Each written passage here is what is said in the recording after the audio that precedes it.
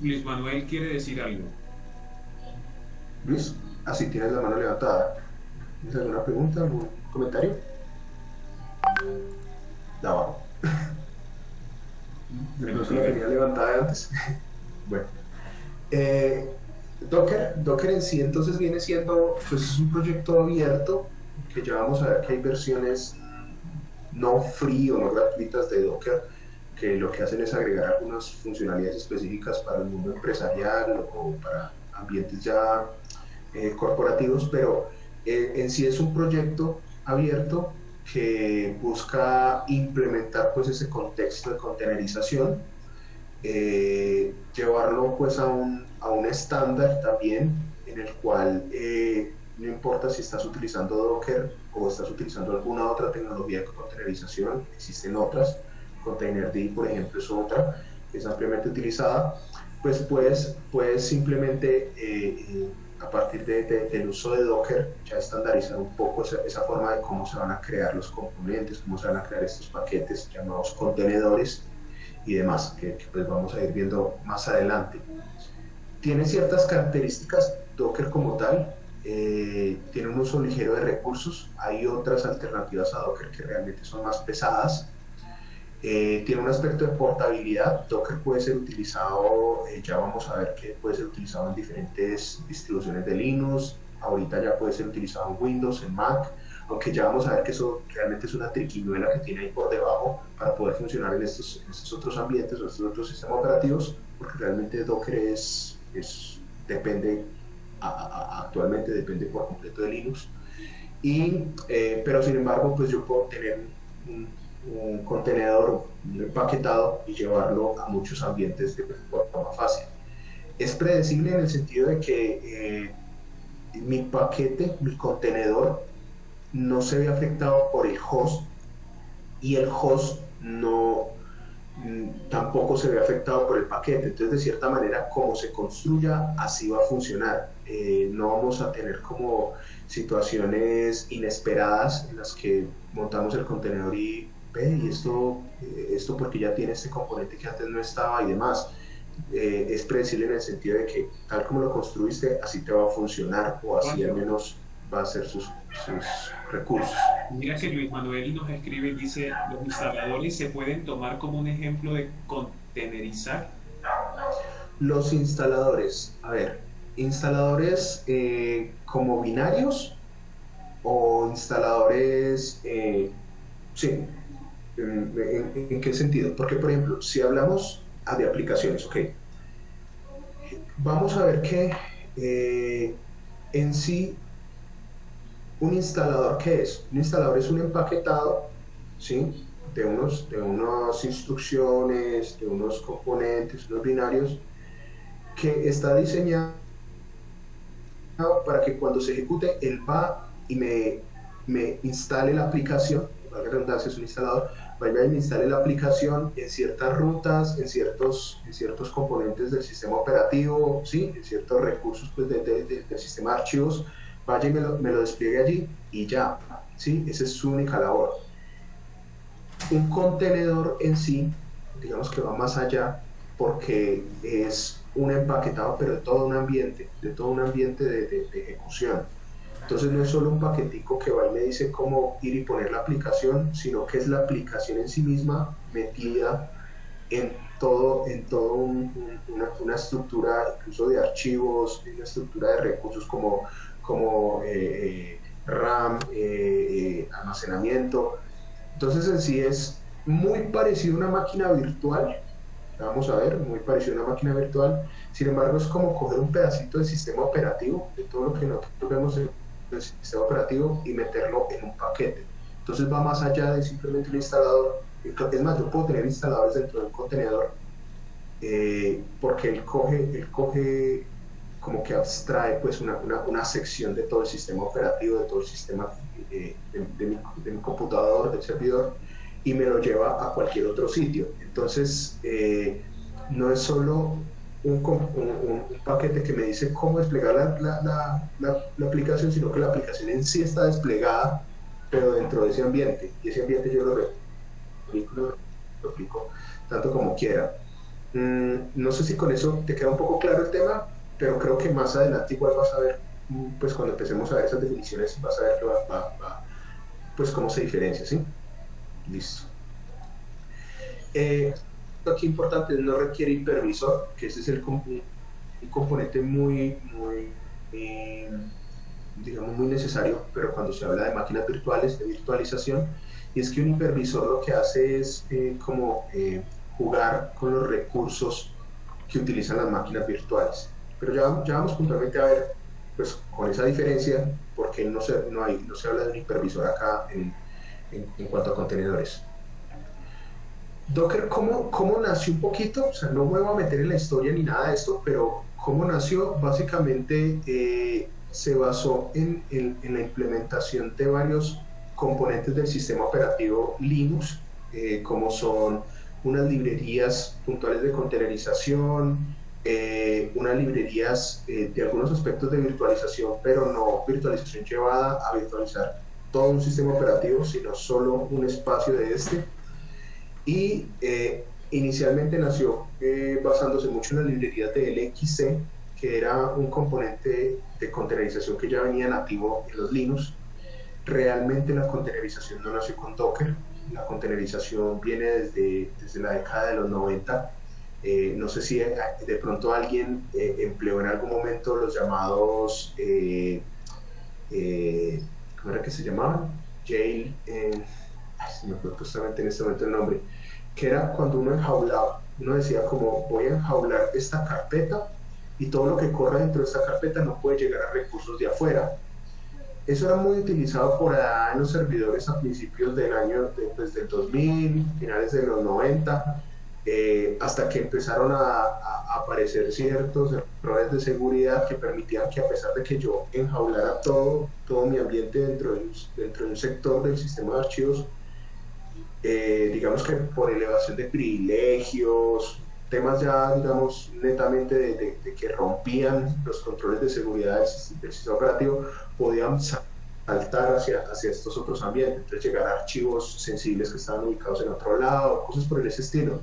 Entonces, ese tal enjaulamiento, como le decían, fue perdiendo fuerza, pero muchas de esa implementación básica de esto fue lo que fue evolucionando hasta que alguien dijo, oiga, no enjaulemos carpetas, entre comillas, pues enjaulemos todos los recursos que tenemos para que una aplicación funcione, ¿sí? Y no dependamos solo de unas carpetas, sino que casi que clonamos todo el sistema de archivos dentro de ese ambiente. Y así fue evolucionando. Luego llegó una empresa, ellos se llamaban, tenían otro nombre, evolucionaron a Docker Inc. Docker realmente es una marca, ¿no?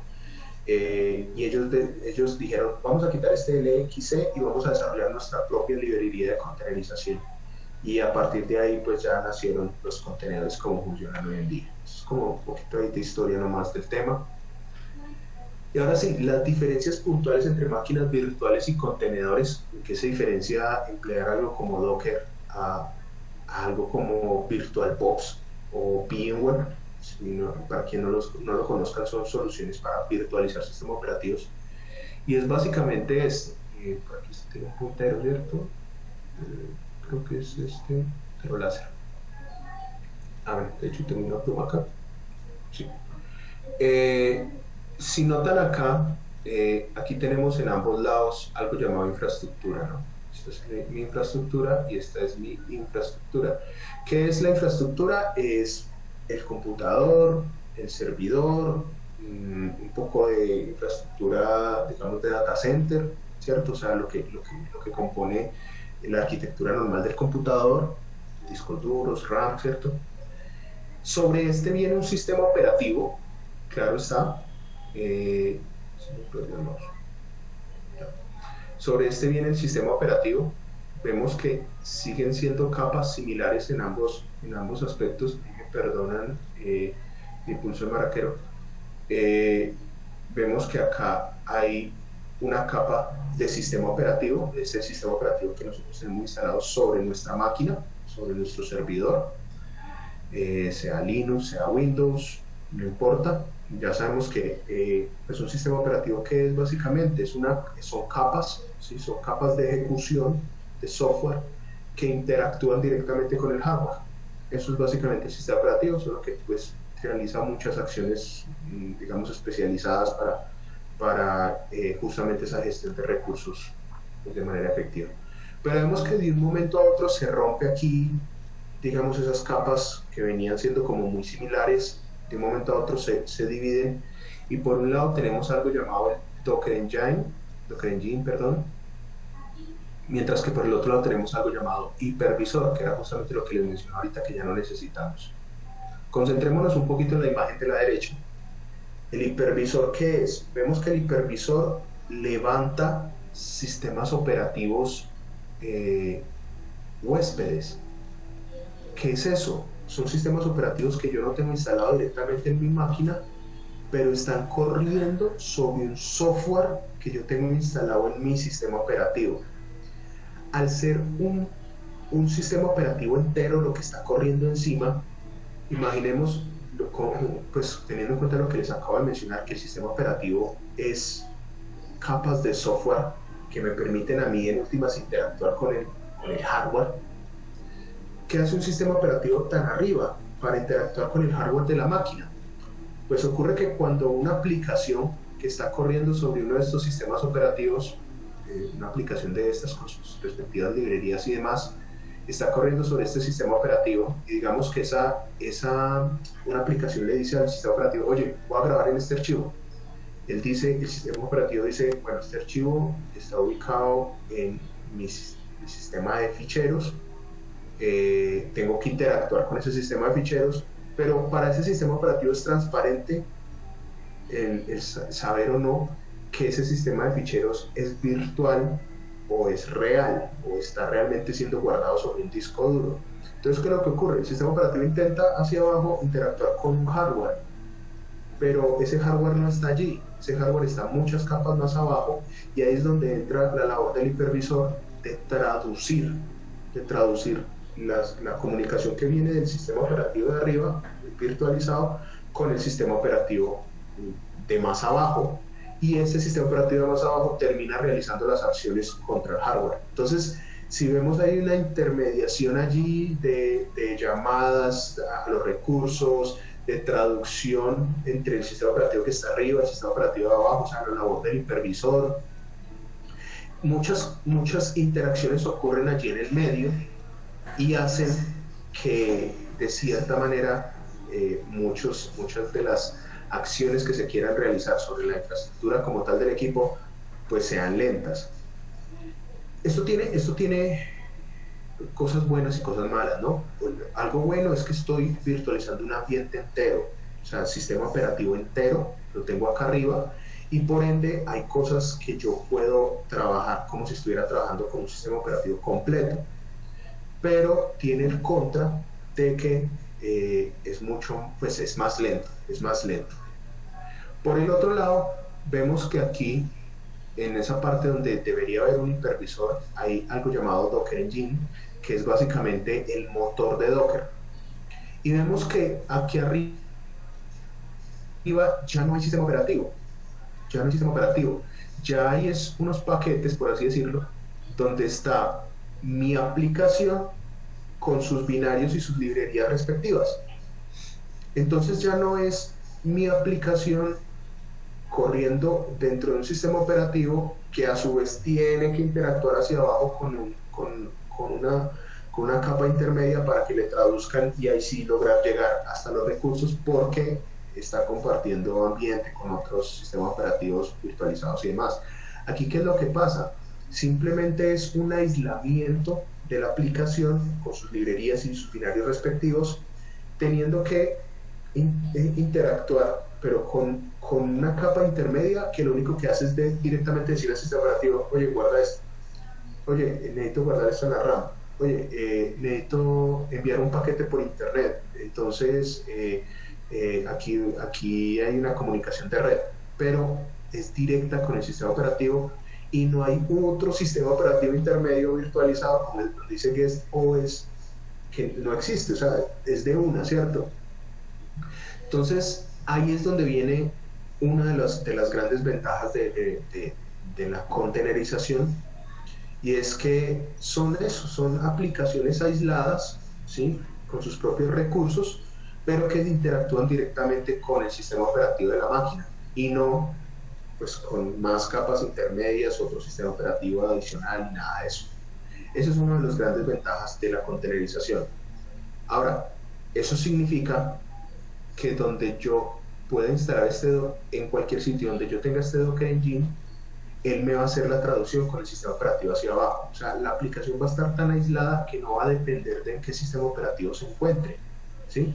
No como en este lado, donde entonces la aplicación corre sobre un sistema operativo y depende de ese sistema operativo, sino que aquí está tan aisladita que al interactuar con el Docker Engine no importa qué sistema operativo haya abajo, y es más, yo la puedo tener así aislada y llevármela a otro servidor donde también haya Docker Engine y me tiene que funcionar de la misma manera. Entonces, pues ahí digamos que en esta arquitectura ya se ven un poco esas ventajas y demás, teniendo en cuenta las diferencias de esto con la máquina virtual. Veo que John Patiño y Jessibel tienen la mano levantada. ¿Tienen algún comentario, alguna inquietud? Jessibel se asustó. Bueno, buenas noches. ¿Qué tal, John? ¿Cómo estás? Estoy viendo, ya habíamos leído un poco sobre el tema de Docker, pero quisiera que me pudieras ayudar en algo. Quiero poner un caso de estudio. Bueno, hace ya mucho tiempo tengo una aplicación corriendo en ASP. Lo que guardan son imágenes y hace otros procesos sobre SQL Server. Hace un proceso de consultas de imágenes y guardado. Y la pregunta que me asalta ahora es el tema de licenciamiento. Digamos que yo tomo esos binarios y lo guardo o creo una imagen Docker para correrlo sobre Docker. Digamos que hago una aplicación, una app donde está la aplicación y otra donde corra la base de datos. ¿Cómo es el tema del licenciamiento? Monto un Linux, monto Docker, binarios, hago compilo para la máquina Docker y pongo en producción. Bueno, ¿Cómo sería? sí, aquí hay algo importante en lo que mencionas. Es una aplicación ASP, ¿cierto? Yo, es que creo que te escuché bien. Es una aplicación ASP, Sí, ¿cierto? yo te confirmo, él mencionó que era una aplicación ASP. Ok. Esa aplicación ASP la tienes corriendo en qué servidor de aplicaciones. O sea, la corres en un IIS, ¿en qué corre? La corres en un IIS. Bueno, ahí hay algo importante a tener en cuenta. Contenedores, recordemos que los contenedores es como es como un aislamiento de una aplicación, pero en un entorno en el cual la aplicación pueda correr. ¿Eso qué quiere decir? Por ejemplo, si yo tengo una aplicación en PHP, ¿sí? Que pena que te cambie un poquito el ejemplo, pero si yo tengo una aplicación en PHP, yo esa aplicación de PHP la correría en un Apache, en un Nginx, ¿cierto? Entonces mi contenedor debería ir con Nginx o Apache instalado. En este caso, el contenedor debería ir con el IIS instalado. Pero aquí hay algo importante. Solo hasta este año, y eso que hasta hace unos cuantos meses, se empezó a hablar de contenedores Windows, ¿sí? Por lo regular, todos los contenedores son Linux o representan un sistema operativo Linux, como vamos a ver ahorita cuando pues, hagamos ya unas demos. Entonces, hay varias maneras de correr aplicaciones ASP en entornos Linux. Una es teniendo un entorno como Mono, pero es como correr el ASP directamente, no sobre el servidor de aplicaciones. Pero si yo quiero correr un Internet Information Server en un Linux, puedo requerir unas triquiñuelas adicionales. Lo mejor sería buscar utilizar contenedores Windows, o sea, contenedores que tengan de base sistema operativo Windows. Eso hasta el momento solo lo está empleando Azure, ¿sí? O sea, como para dejarte claro el tema, mientras habrán otros proveedores que vayan implementando eso poco a poco. Ahora, que tú necesites un Internet Information Server para correr tu ACP, claramente requieres la licencia del Internet Information Server, ¿sí? Adicional a eso, que si corre en Windows, pues requerirás esa licencia de Windows. ¿Cómo lo manejan estas nubes? Pues digamos que ellos ya, por cobrarte el tiempo en el que vas a utilizar ese contenedor, pues ya de entrada ellos mismos entre comillas te están cobrando la licencia ahí poco a poco, pero el licenciamiento va de acuerdo al software que tú necesites y le vayas a instalar al contenedor. Me hago entender. Es que de pronto, por el caso del ejemplo tuyo, que es muy puntual, que es con tecnología pues Microsoft Windows, los contenedores basados en Windows apenas están digamos estableciéndose en el mercado. De hecho, la solución que Azure tiene para eso es muy específica, muy puntual, donde los contenedores que corres allí son como pequeños Windows, y sobre eso sí puedes instalar software pues de Windows, ¿no? ¿Me hago entender o te enredo un poco? Bueno, lo que yo estaba pensando es en una posible migración de mi infraestructura que tengo ahí en el servidor en Windows, y quisiera como migrarlo, pero estaba viendo la posibilidad de no tener que reescribir ese código,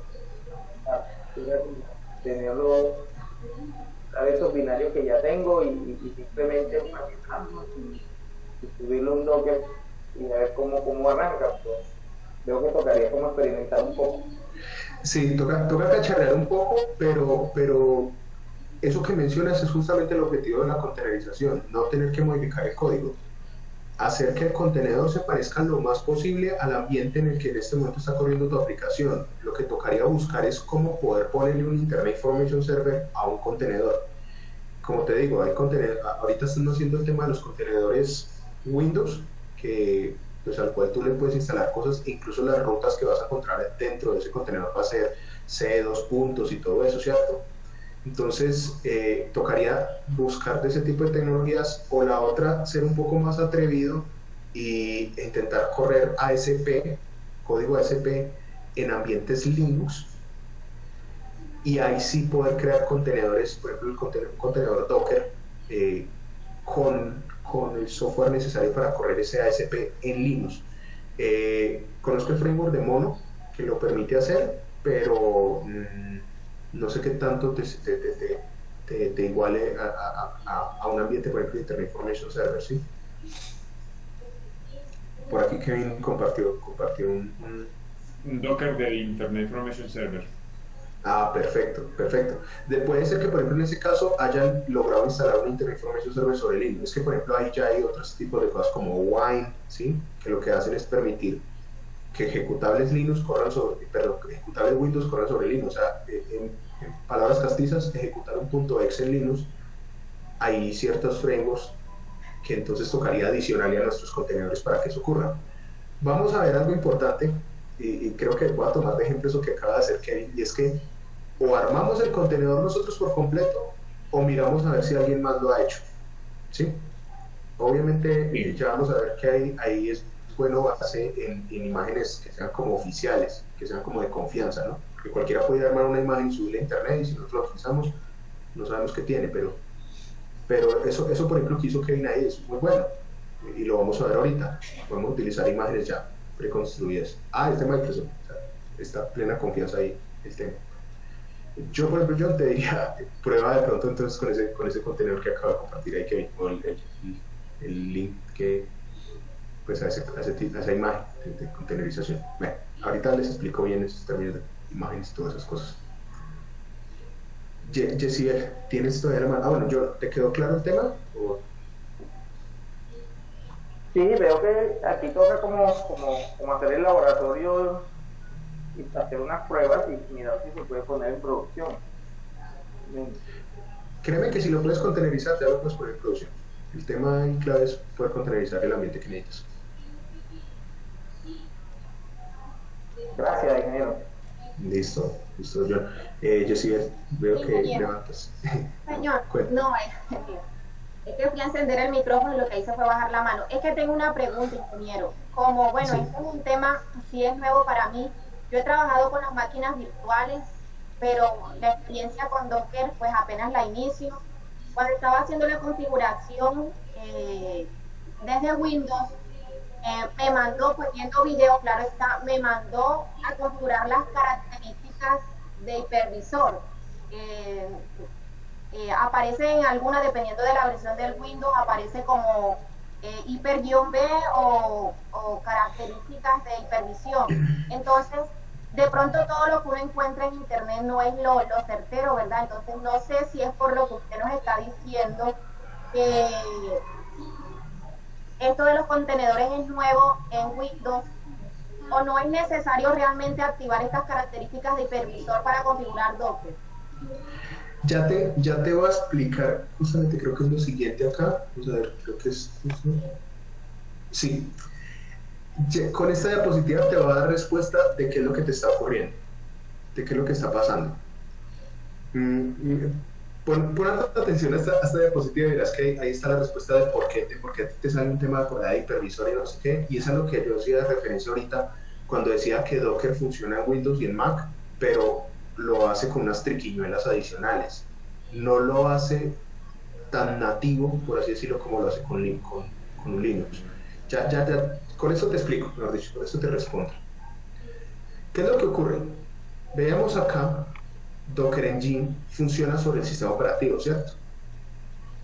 Entonces, cuando hablamos acá, cuando hablamos de un Docker host, pensemos en la máquina donde tenemos Docker instalado. Por ejemplo, no sé, mi portátil, yo aquí le tengo Docker instalado, entonces este es un Docker host. Ahorita vamos a montar un Docker host en Amazon, ¿sí? en un servidor pues vamos a crear un servidor en Amazon, vamos a instalarle Docker, y solo por ese hecho de que ya tenga el servidor de Docker instalado, pues ya lo podemos, nombrar como Docker host. Entonces, aquí al lado izquierdo, ustedes ven la imagen una imagen de un Linux que dice Docker host, y básicamente, ¿qué es lo que ocurre?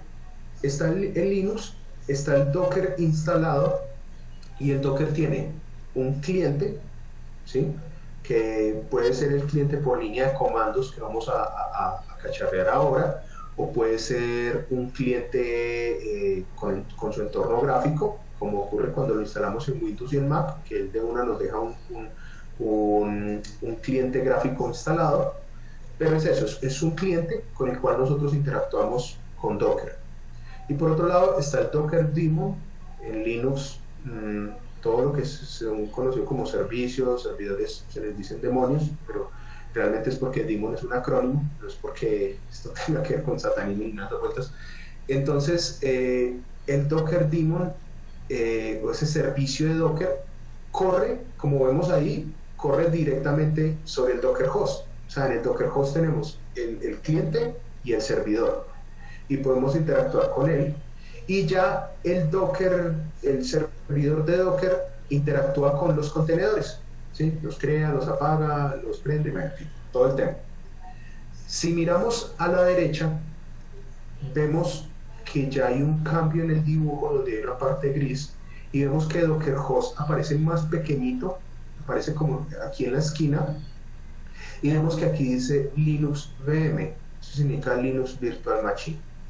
¿Qué es lo que pasa aquí? A diferencia de aquí de Linux, donde todo lo de Docker corre directamente en Linux, en Mac y también en Windows, lo que pasa es que pues no lo voy a encontrar esta imagencita así también que dijera Windows acá arriba, pero pues tener en cuenta que esto ocurre tanto para Mac como para Windows. Lo que ocurre es que él por debajo levanta un Linux virtualizado, y sobre ese Linux ahí sí tiene el servidor de Docker. Es una triquiñuela porque eso no lo vemos nosotros directamente, eso ante nuestros ojos no ocurre. ocurre en background, por allá, en segundo plano. Entonces, es verdad que en el Mac y en Windows uno tiene ahí el cliente, que de hecho te ponen un cliente a uno gráfico muy bonito, y uno ahí en el cliente dice crear contenedor, crear imagen, no sé qué, ¿cierto? Ahí uno puede hacer todo gráficamente o incluso lo puede hacer por línea de comandos, pero todo está ahí directamente en el Windows o en el Mac. Pero lo que realmente está pasando por debajo es que él crea una máquina Linux, una máquina virtual Linux, y sobre esa máquina virtual Linux es que pone realmente el servicio de Docker. Entonces, ¿qué es lo que pasa? Cuando, por ejemplo, en el caso de Jezibel, que comenta que cuando estaba haciendo la instalación de Docker en el computador, en un Windows, le salió un tema por allá de Hyper-V, el Hyper-V, que es básicamente Hyper-V.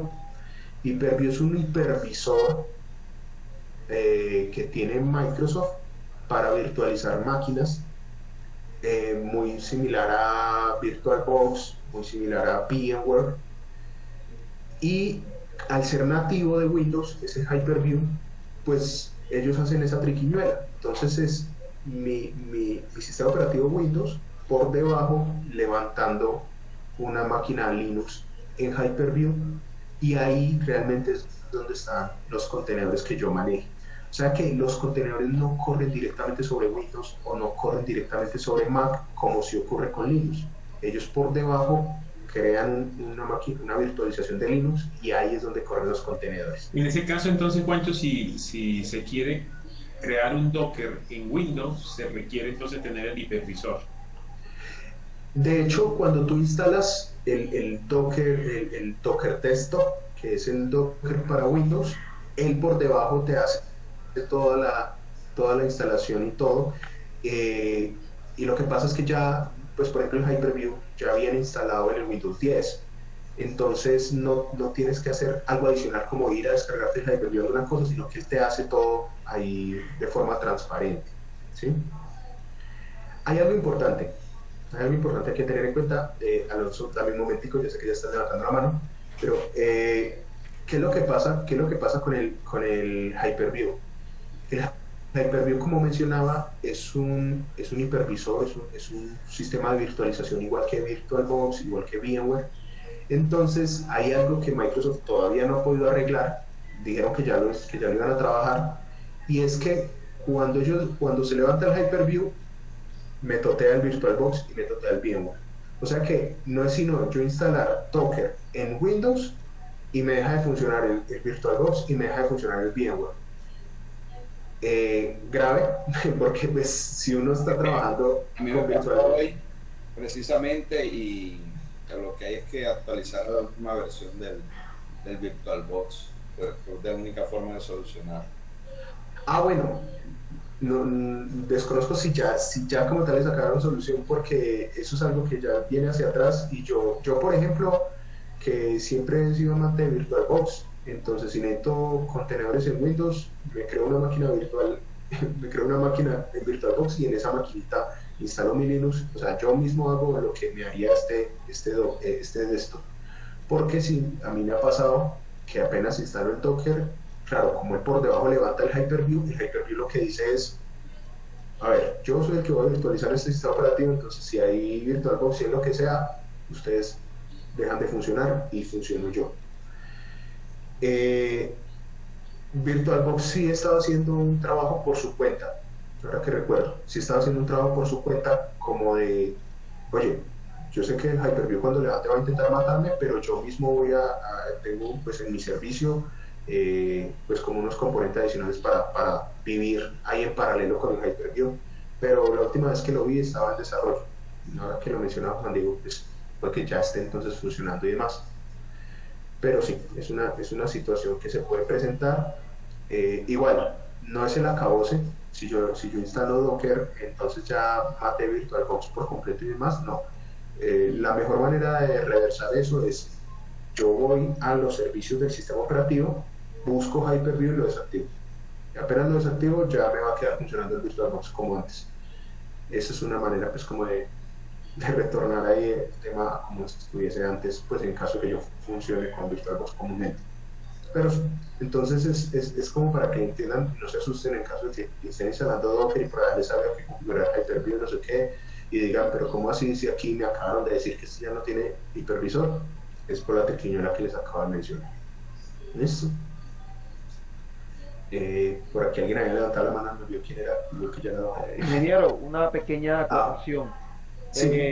Teniendo en cuenta el proceso, todo el tema de los beneficios de la containerización con respecto al tema, las diferencias que hay con respecto a la virtualización, el hacer este proceso, entre comillas, la triquiñuela que se hace para poder instalar la containerización en Windows, el hacer la triquiñuela o virtualización de Linux entre Windows no hace que se pierdan esos beneficios que estamos logrando eliminando el hipervisor. Claro, claro, se pierden para uno porque digamos que la ejecución, pues va a haber más recursos de por medio y demás. Sin embargo, hay algo que sigue siendo bueno y es que el hecho de que yo, digamos, si yo proyecto que toda mi infraestructura de mi plataforma, lo que esté desarrollando, pensemos en una plataforma, no sé, en la nube tipo Rapid, tipo de estas tantas que han resultado hoy en día que son SaaS, si yo sé que todo mi desarrollo al final va a terminar corriendo en ambientes containerizados y yo manejo Windows, pues yo igual puedo hacer mi desarrollo aquí en mi contenedor, o sea, hago mi instalación, sé que por debajo va a correr una triquiñuela y demás, pero es mi equipo, y una vez termine de desarrollar, de crear ese contenedor y saber que este mismo contenedor es el que yo voy a llevar ya al ambiente en la nube o donde vaya a terminar ejecutándose, pues igual me sirve porque el tema de la portabilidad, ¿no? Mientras el contenedor haya quedado bien hecho, te va a funcionar aquí, te va a funcionar allá, ¿sí? Que aquí en tu computador va a estar como perdiéndose esos otros beneficios, pero es tu computador, es tu ambiente de desarrollo. Lo importante es que estas triquiñuelas no ocurran en producción, no ocurran en el ambiente final donde va a quedar funcionando esto. O sea que allí lo recomendable es que en ese ambiente final, pues sí sean máquinas Linux al menos.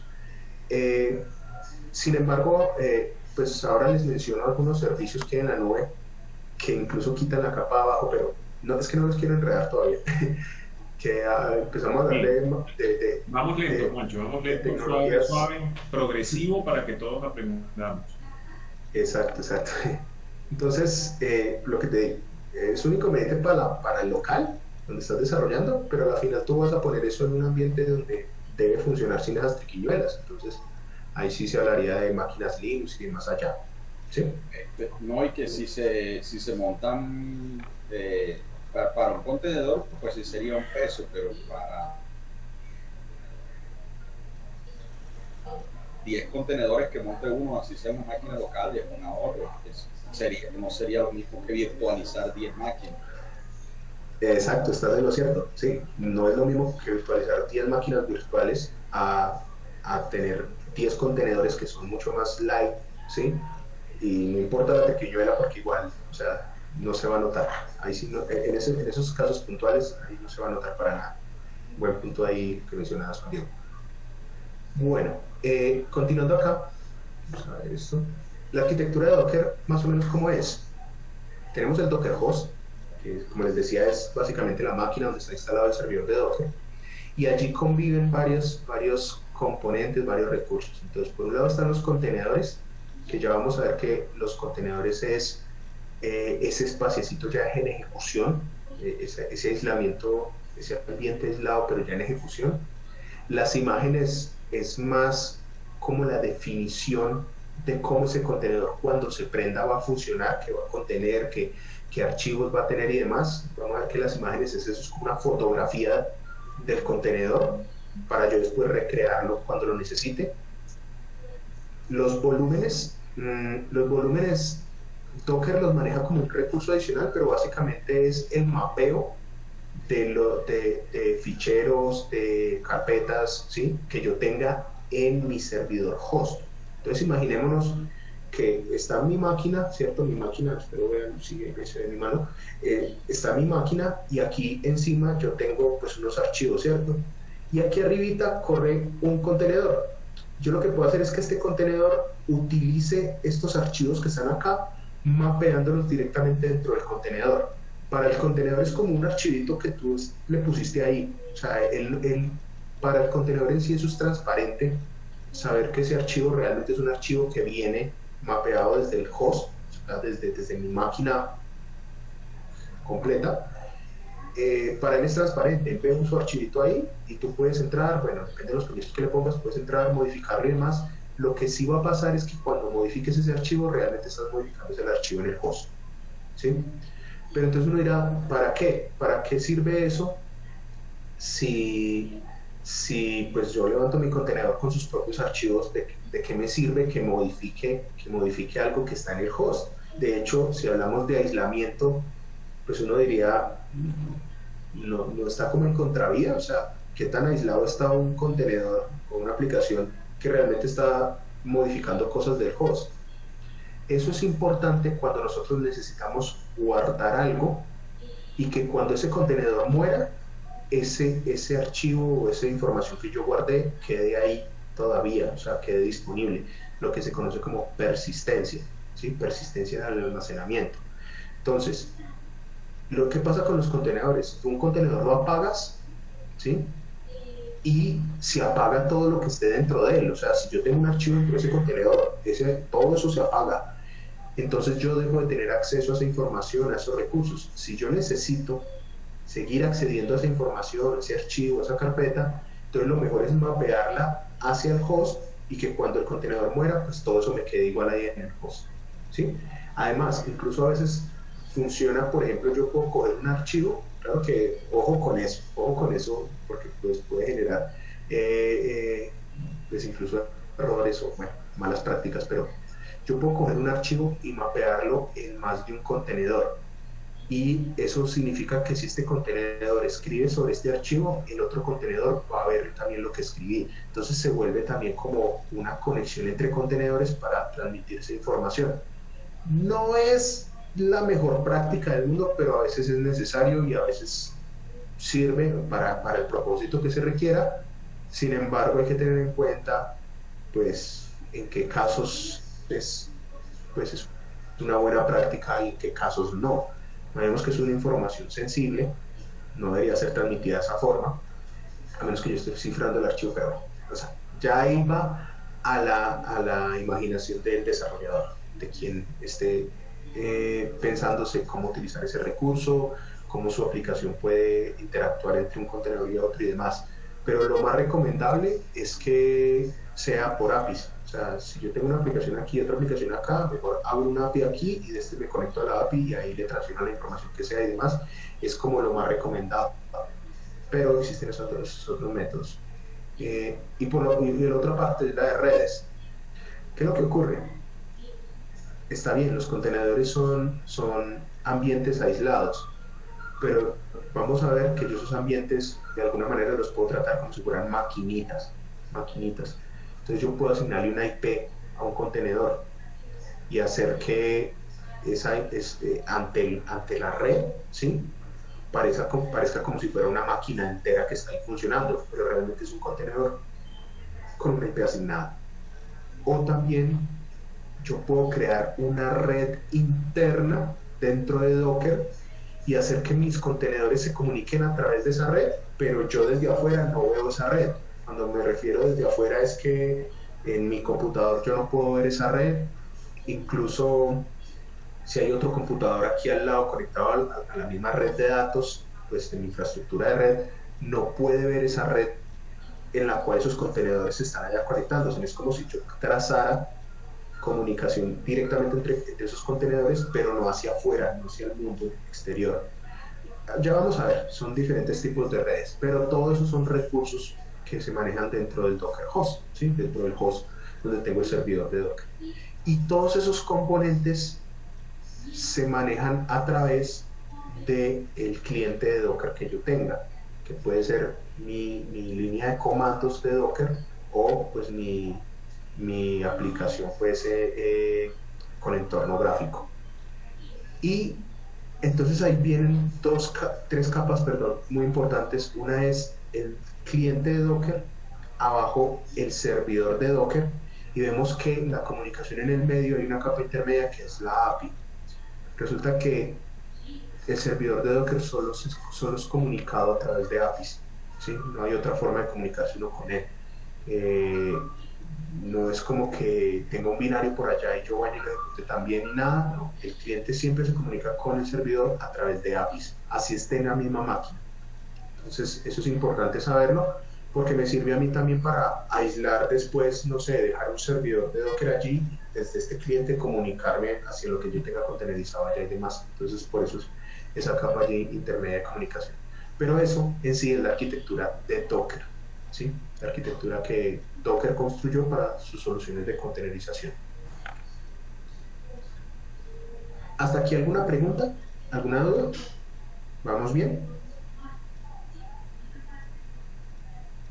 Bueno, creo que nadie levantó la mano. Vamos bien, ingeniero, vamos bien. Ah, bueno, perfecto. Versiones de Docker. ¿Cómo así que versiones? Como les decía, Docker es un proyecto abierto, open source. Tiene su versión Community Edition.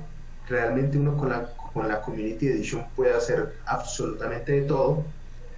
Y la Community Edition, ¿qué contiene? ¿Qué capacidades tiene? Pues tiene el motor de containerización, que es el que les mencionaba ahorita, esa capa sobre la cual corren los contenedores.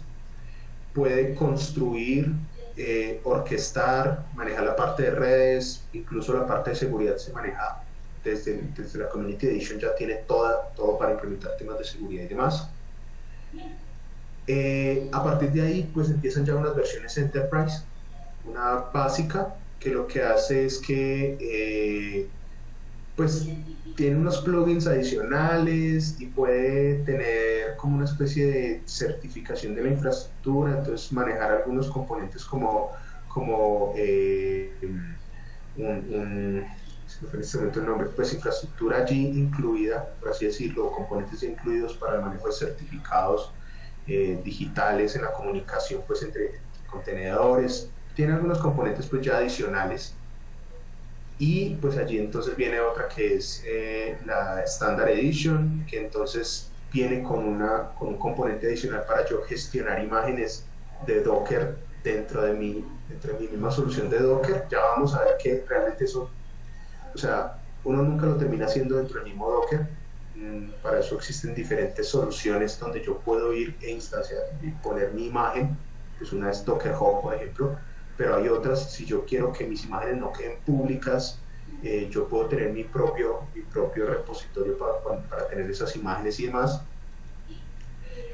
Un tema de Container Management es que tiene algunos componentes adicionales ahí para la gestión de las aplicaciones que yo tengo en los contenedores, y ya hay uno más avanzado que incluye un escaneo de seguridad de las imágenes. O sea, yo tengo una imagen creada y yo le puedo lanzar un escáner para detectar fallos de seguridad. Recordemos que a la final ese contenedor o esa imagen es un ambiente de sistema operativo pero aislado. Entonces funciona por dentro como un sistema operativo. Problemas que hayan de permisos que puedan ocurrir en un sistema operativo no completo también pueden ocurrir dentro de un contenedor y demás. Entonces eso ayuda como a hacer ciertas revisiones allí de seguridad y demás. Pero bueno, de nuevo, hay herramientas que me complementan esto, así, evitándome tener que adquirir una versión Enterprise, aunque si yo lo que busco es soporte, ¿sí? Soporte corporativo y demás, pues desde el mismo Docker, desde la misma Docker Inc.,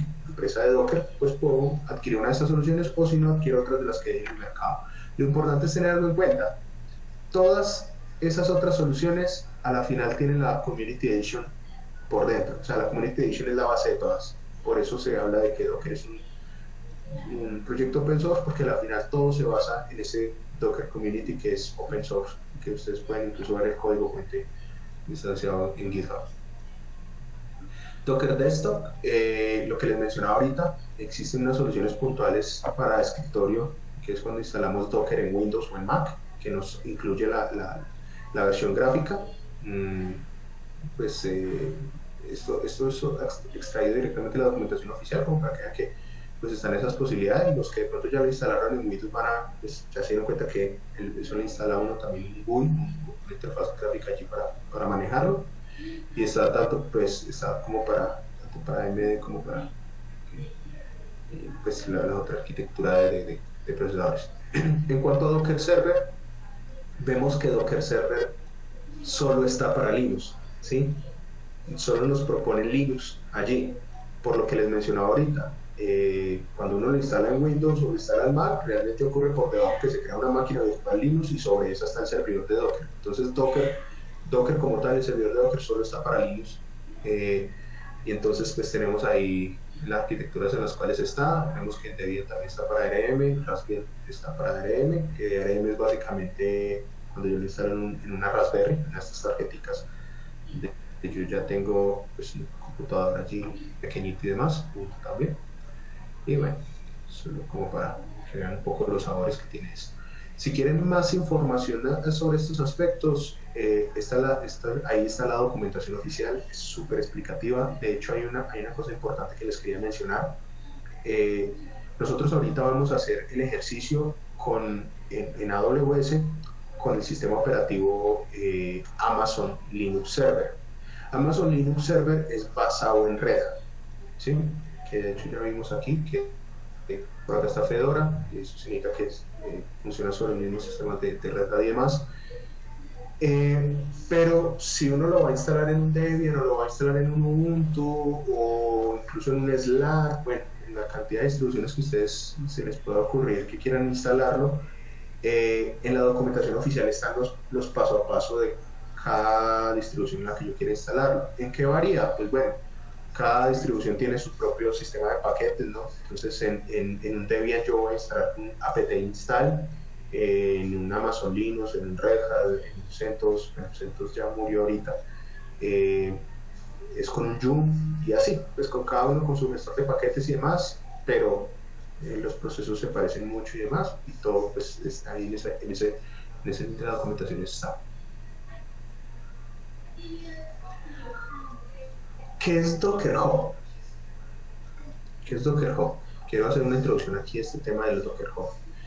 Docker Hub es un servicio que presta la empresa Docker Inc. para yo instanciar imágenes, ¿sí? Ir y publicar imágenes. Por aquí me comentaron, escuchar que lo alcanzaron a revisar en la clase pasada. Ahí hay, o sea, cuánta empresa, cuánta persona, cuánto proyecto quiera generar imágenes de Docker y compartirlos al mundo, emplea pues, por lo general Docker Hub para eso. Hay otras soluciones, de hecho GitHub hace poco lanzó su propio contenedor su propio servicio de repositorio para contenedores. Entonces si yo quiero instanciar un contenedor que tenga un proyecto o algo, o el contenedor o la imagen, pues lo puedo subir allá en ese servicio. Pero es que este es como el estándar, porque pues es de hecho el servicio prestado por la misma empresa que construyó Docker, ¿no? Tiene una cualidad y es que si yo quiero compartirle al mundo mis imágenes, lo puedo hacer de forma ilimitada, o sea, puedo generar, subir imágenes tantas como quieran, no hay un límite. Pero si yo quiero que esa imagen solo la pueda hacer yo, o incluso la puedan hacer solo algunos otros usuarios a los cuales yo les dé permisos, o sea, que sea como un repositorio ya privado, sí tengo un límite, creo que son como 3 o 5, bueno, ahorita lo miramos, pero son un número limitado, y si yo ya quiero guardar otra imagen adicional o crear un repositorio adicional fuera de ese límite, pues ya me toca pagarlo adicional. Y también tiene algunos conceptos allí bacanos, como quién puede acceder al repositorio, pues cuando son privados, quién puede accederlo, si puede accederlo solo en lectura o si también puede subir imágenes allí a ese repositorio. Bueno, tiene varios componentes de administración, pero pues ya, o sea, ahí es cuando se habla de cobro, ¿no? Cuando ya es el servicio es más privado. Y pues en sí entonces, ¿qué es una imagen? O sea, sé que en Docker Hub yo puedo subir esas imágenes, puedo incluso descargarlas, y cuando esté trabajando ya directamente en Docker, como lo vamos a hacer ahorita, voy a montar un contenedor y le digo, móntemelos con base en esta imagen, y él Si yo no le especifico un repositorio en otro lado, alguna cosa, él siempre por defecto va y busca esa imagen en Docker Hub. Pero ¿qué son esas imágenes en sí que yo guardo en Docker Hub? Que yo instancio allá, que yo almaceno, que comparto por allá. Podría considerarse como un paquete, ¿sí? Un paquetico de solo lectura que contiene los componentes y la información necesaria para que una aplicación pues funcione. Entonces suena mucho como a contenedor, ¿cierto? Uno diría, pero eso no es lo que siempre me han dicho de que es un contenedor. Pensemos que la imagen es el contenedor, es una foto que yo le tomé al contenedor. Entonces tiene todas las características de cómo va a funcionar al último el contenedor cuando yo lo corra. Porque es de solo lectura, porque las imágenes, digamos que lo que se busca es que sean inmutables, ¿sí? Que no estén variando en el tiempo. Yo la creo, ¿sí? La creo con unas características y ya después de haberla creado, ahí sí la utilizo tantas veces quiera. Que necesito que en el contenedor cambie algo por defecto, pues vengo y o modifico mi imagen, o sea, creo otra imagen con otras características y la genero nuevamente y ya a partir de ahí vuelvo y genero contenedores o sí, de hecho ese es como el camino a seguir. Porque menciono que hay como unas capas dentro de la imagen, o sea, en la imagen, en el cuadrito que se ve donde dice imágenes, vemos que hay capa 1, capa 2, capa 3, y vemos que dice from, run, cmd. ¿Qué es eso? Básicamente son las definiciones que van dentro de la imagen. El from esa imagen es basada en qué, es basada en qué sistema operativo o es basada en qué otra imagen, ¿sí? Normalmente cuando yo creo una imagen yo la genero a partir de otra imagen diferente, que esa otra imagen sea muy simple, por ejemplo una imagen de Ubuntu. Entonces es un contenedorcito que solo tiene el ambiente de Ubuntu allí corriendo y al cual se le extrajo una imagen, ¿sí? con una foto, y entonces yo quiero construir un contenedor para mi aplicación, pero resulta que mi aplicación corre sobre Ubuntu, pues por poner un ejemplo. Entonces yo lo que hago es que digo, listo, esta imagen se va a basar en Ubuntu, o sea, se va a basar en esta imagen de Ubuntu, pero luego yo, después de basarla en Ubuntu, pues ya le agrego las otras cosas. ¿Qué cosas? Mi aplicación, mis archivos, lo que necesite. Entonces ese from es para indicarle sobre qué se va a basar, sobre qué distribución, sobre qué otra imagen se puede basar. Run es cuando yo le indico qué cosas van a correr dentro de esa imagen. Realmente ese run es literal línea por línea que necesito que se ejecute dentro de esa imagen, ya sea para crearla o para que cuando corra el contenedor pues esas cosas se ejecuten. Y el cmd es como qué comandos yo quiero que cada vez que se corra esta imagen, o sea, cada vez que se corra el contenedor, qué comandos quiero que se ejecuten en ese momento, en el momento de ejecución, no en el momento de creación, sino en el momento de ejecución. Vamos a ver que eso varía un poquito. Pero ustedes ven que aquí al lado izquierdo dice Dockerfile. Es que todas esas definiciones que yo acabo de decir, del from, del run, del cmd, incluso hay otras por allí que vamos a ver más adelante, yo las tengo que dejar escritas, definidas en algún lado. A eso es a lo que se le conoce como un Dockerfile. Un Dockerfile no es más que un archivito que tiene todas esas instrucciones, que cuando yo voy a crear la imagen, cuando voy a generar la imagen, le digo bases en este Dockerfile. Va, lee todas esas instrucciones, las ejecuta y ahí me deja la imagencita pues como resultado. Entonces todas las imágenes se generan a partir de un Dockerfile, aunque vamos a ver que yo puedo tener un contenedor ya corriendo, hacerle cosas y luego a ese tomarle una foto y generar una imagen con eso. Pero el debido proceso es que yo debería tener ya desde un principio claro que va a tener mi imagen y entonces eso lo puedo definir en un Dockerfile. Si esa es la imagen, ¿sí? Que es como esa foto y demás, ¿qué viene siendo entonces el contenedor? El contenedor es básicamente esa imagen cuando yo la instancio, cuando yo la corro. Yo aquí por lo regular hago el símil con la programación orientada a objeto, ¿sí? Yo instancio la clase en un objeto y sobre ese objeto pues ya le hago las tareas que tenga que hacerle por el contenedor. Esa imagen, pero ya corriendo, ya funcionando, ya consumiendo RAM, consumiendo los recursos que yo le había puesto. ¿Qué pasa? Como ya el contenedor es la imagen, pero corriendo, pues yo ya en un ambiente que ya está corriendo, pues yo ya puedo ejecutar labores, ¿no? Ya puedo borrar aquí, escribir aquí, ¿sí? Entonces se dice que ya el contenedor sí va en una modalidad de escritura-lectura, mientras que la imagen es solo lectura, ya el contenedor pues, está en un ambiente donde ya se puede escribir y demás. Esa viene siendo como la arquitectura ya de los contenedores. Ahorita vimos la arquitectura de cómo funciona lo que sí, pero estos son los contenedores puntualmente. Juan Diego, ¿tienes una pregunta? Ok, esa información del contenedor ya funcionando ya, pero no persiste, uno podrá escribir ahí, pero buen punto. El contenedor que vuelve a subir. Exacto, buen punto. Pero malo, hiciste el comentario allí. Claro, llega un momento en el que yo el contenedor lo mato, ¿sí? O sea, yo apago este contenedor y si yo aquí dentro del contenedor había creado un archivo, pues ese archivo se me muere apenas el contenedor se baje, porque estaba viviendo en este ambiente que, como decía hace un momento, y bien lo recordaba Diego, no es persistente, ¿sí? Está ahí corriendo y por eso yo lo puedo modificar y todo, pero cuando apago el contenedor, es más, si yo no solo apago el contenedor, sino que lo borro, porque ya vamos a ver que hay una diferencia entre esos dos estados. Yo puedo tener un contenedor corriendo y apagarlo, pero él me queda ahí creado con sus modificaciones y demás. Pero si yo llego y le doy una RM, o sea, borro ese contenedor, pues ahí sí se me fue todo lo que estaba ahí.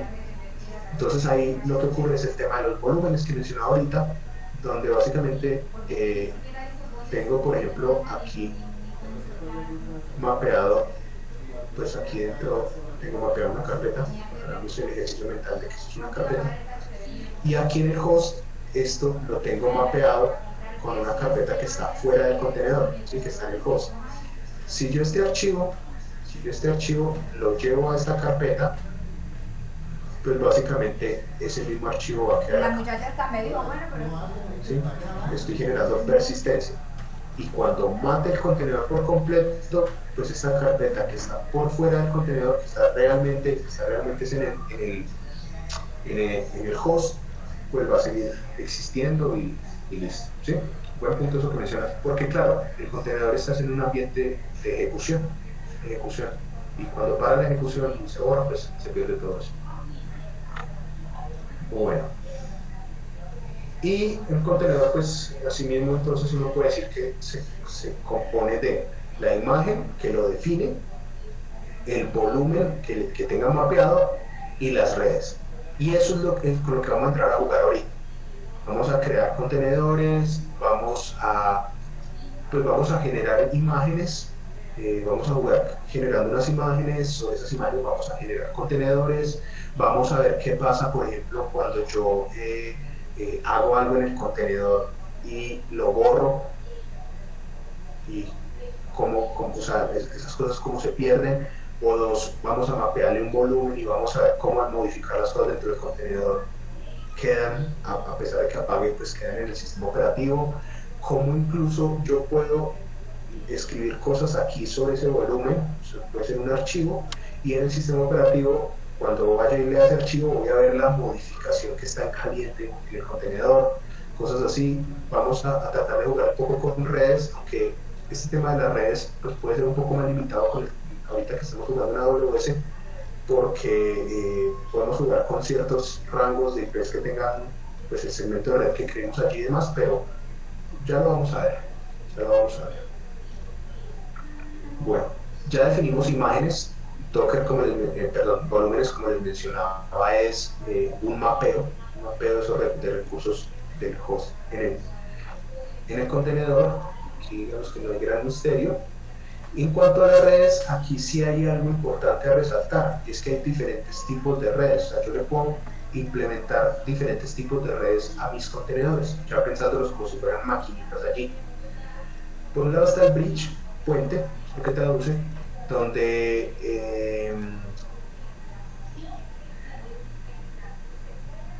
hagan de cuenta, por ejemplo, lo vamos a ver ahorita, vamos a montar un contenedor con, no sé, puede ser Jenkins, puede ser un Apache, y cuando nos conectemos a la máquina virtual por el puerto del Apache, por ejemplo, vamos a ver que nos responde. Eso da una sensación de que el Apache está corriendo en el host, no en el contenedor, porque el contenedor nos está viendo desde afuera, ¿sí? Desde aquí, desde yo conectado pues, a mi máquina que está en internet. Eso es porque la red de ese contenedor es bridge, o sea que se está utilizando la misma IP del sistema operativo del host, está utilizando la misma IP, y por ende cuando consulta al puerto, está consultando realmente al puerto de adentro del contenedor. Obviamente hay que mapear ese puerto, veremos cómo se hace, no es la gran cosa, pero así hace que nosotros quedemos con, y nos permite que nosotros levantemos varios contenedores, los mapeemos a diferentes puertos de nuestro host y que simplemente se comunican a los puertos del host y realmente están comunicándose por dentro al contenedor, a la aplicación que ya tenga dentro del contenedor. Eso es bridge, es como un puente allí, ¿no? Host es ya todos los puertos, por lo tanto se emplea, es muy parecido a bridge, pero ahí está digamos el pincelazo al tema, y es que son todos los puertos del host mapeados al contenedor. O sea que básicamente el contenedor se come todos los puertos del host. O sea que a cualquier puerto que se comunique en el host, realmente se están comunicando a los puertos del contenedor.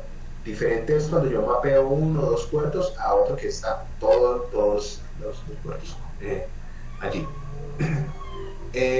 Overlay, bueno, hay otra cosa importante allí, es que cuando yo lo tengo por host, el host recibe la comunicación, digamos que esto ya pasa muy por allá en background, el host recibe la comunicación y se la pasa al contenedor.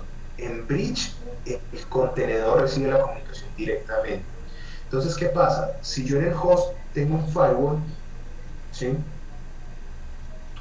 El firewall va a analizar primero esa conexión si viene por host. Si viene por bridge, es como si no hubiera pasado por ese firewall, llega directamente al contenedor. Entonces es al contenedor al que nosotros tenemos que poner un firewall. Es como para ver un poquito también allí cómo por debajo él está manejando esa comunicación. O sea, la pasa directamente al contenedor, en el caso de que es bridge, o la pasa primero por el host y luego el host se lo pasa al contenedor. Eso tiene sus pros y sus contras. Diría uno que con el host hay mayor delay, o sea, hay más demora, creo que realmente este tema no es mucho, pero me sirve a mí para desde el host monitorear temas, ¿no? Monitorear algunas cosas y demás. El overlay, como les decía, es una red virtual entre contenedores, o sea, son los mismos contenedores allá conectados entre ellos, tienen incluso otro segmento de red y todo. Es muy interesante cuando, por ejemplo, tenemos, no sé, imaginemos una aplicación de Big Data, donde en un lado tenemos una aplicación, no sé, donde estamos haciendo todo el consumo de datos de diferentes fuentes y todo, y consumándolas allí, en una base de datos o algo, y en otro contenedor tenemos otra aplicación que lo que hace es consumir ya pues datos específicos de esta otra, que ya lo tiene consumado aquí toda la información para hacer el análisis. ¿Sí? Esta hace el análisis, esta consuma los datos. Yo no necesito que estos dos estén en mi red, de hecho lo que necesito es que esos dos se comuniquen ellos mismos y nadie más. Entonces es que no es como el de overlay, pues me sirve, overlay. El de MacVLAN es que yo le asigno una MAC, no sé aquí de pronto qué tan familiarizados estén con esos términos. La MAC es una dirección física, lo cual hace que mi contenedor se diferencie en la red grande. O sea, por ejemplo aquí en mi casa, ¿sí? Tengo mi máquina y tengo dos contenedores, y yo a ambos contenedores les pongo Mac VLAN. Eso ocurre que ambos contenedores empiezan a verse en el resto de la red. O sea que si yo tengo otro computador aquí al lado y este computador busca en la red quién hay conectado, a ver esos dos contenedores como si fueran máquinas completicas ahí conectadas en internet. Entonces me permite a mí aislar el contenedor por completo del host, ¿sí? Pues virtualmente, y que me funcione como si fuera otro computadorcito ahí en la... ¿Qué pasa? Ya entre comillas la comunicación no pasa por el host, la comunicación llega directamente a la máquina, pues perdón, al contenedor.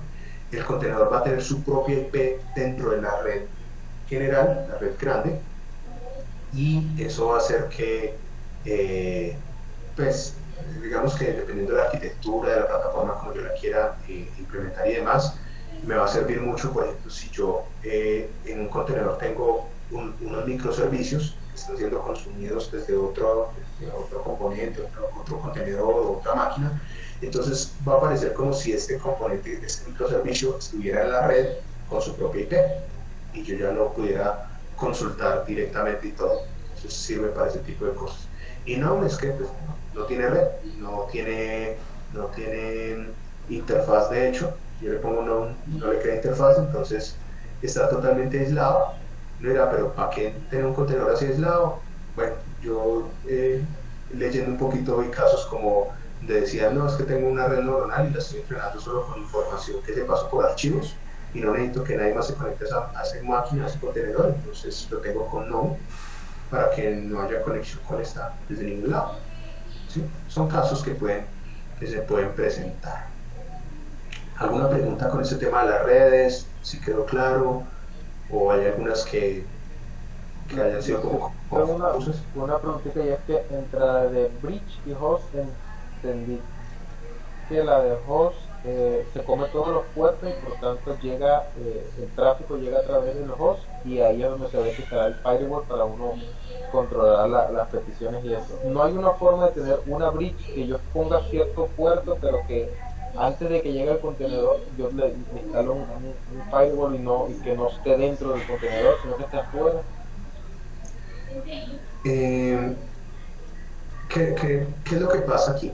Hay varias cositas intermezcladas en la pregunta que tú mencionas, o más bien en la respuesta que te voy a dar. Mira, host y bridge hacen que el contenedor funcione con la misma IP del host, ¿sí?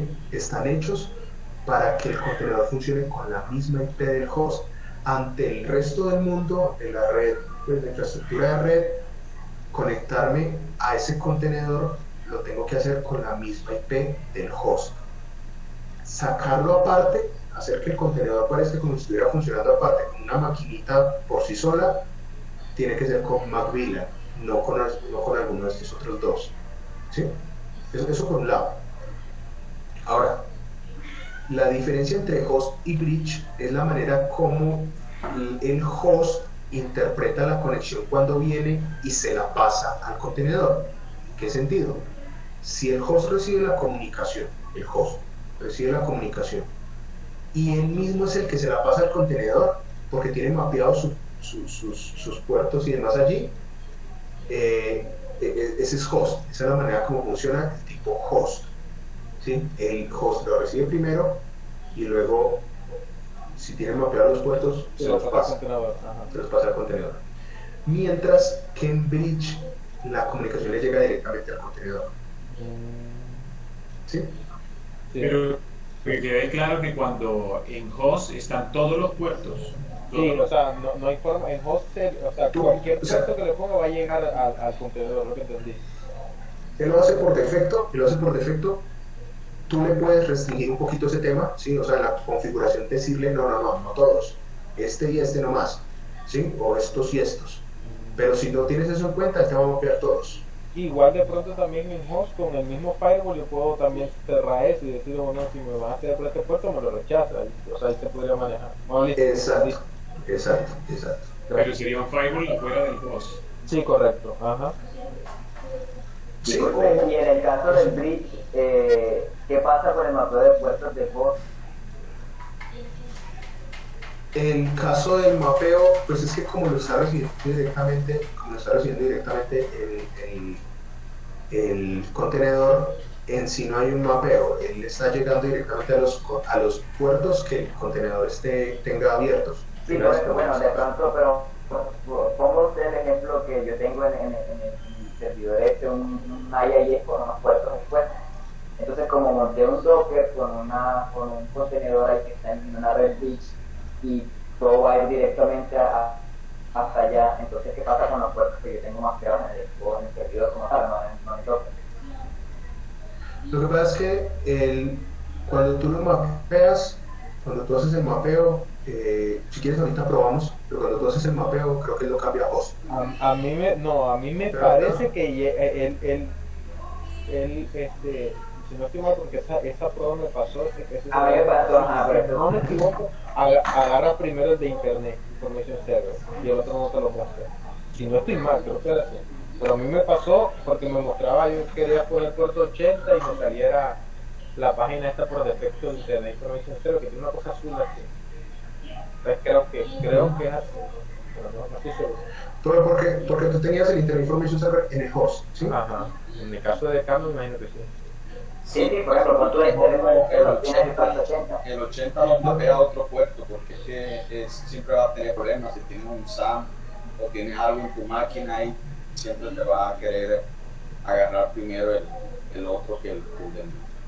Sí, tengan en cuenta que, digamos que eso es un caso de prioridad que ocurre en todos los sistemas operativos. Si tú ya tienes un servicio expuesto en un puerto y vas a exponer otro en ese mismo puerto, el sistema mismo va a decir, qué pena, aquí hay una restricción, yo no puedo utilizar dos recursos para el mismo recurso para dos cosas.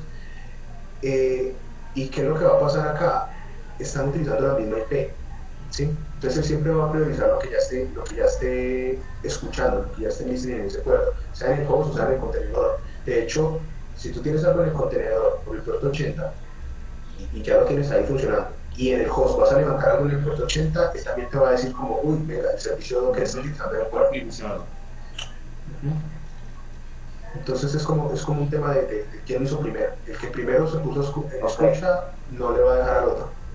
Ya, listo, gracias. Ok, listo, bueno. Aquí, a ver, les voy a, bueno, lo que pasa es que no les alcancé a enviar estas diapositivas, van a ser pues, de la disposición de ustedes, pero yo aquí tengo unos comandos, a ver si me puedo abrir aquí rápido. Cópialo por el chat, Sí, espera, si quiero cerrar aquí la presentación. Descartemos eso. Y voy a probarlo acá. Allá.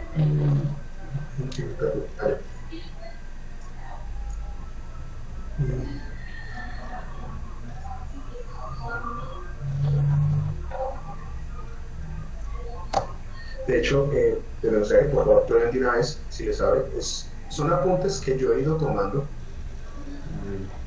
de comandos de Docker y que pues, espero les sirva bastante. Son los comandos, digamos, más básicos, temas como revisar qué contenedor está funcionando, revisar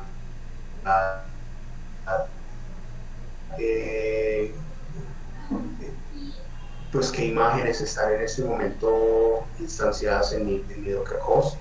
Entonces van a utilizar una imagen, él lo que realmente hace es descargar la imagen desde, pues si no le indicas otro repositorio, él va a coger de Docker host, perdón, y se lo va a traer y lo va a instanciar acá. Él siempre va a tratar de manejar las imágenes aquí en local. Si no la tiene, va y la trae, ¿sí? Entonces te va a permitir ver qué imágenes ya has descargado, pues aquí hay algunos comandos para esto, comandos para generar una imagen a partir de un contenedor que ya tenga funcionando. con esto que vamos a hablar ahora, ¿sí? Entonces, temática, exposición, claro que cuenta acá. Luego mira aquí. Eh, bueno, aquí en este punto yo ya quería empezar con la parte de la demo, pues puntualmente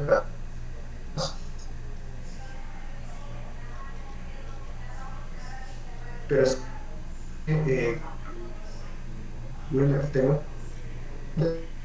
yo, yo, pues Dígame, y son las 5:07. Como el otro. Aguantar.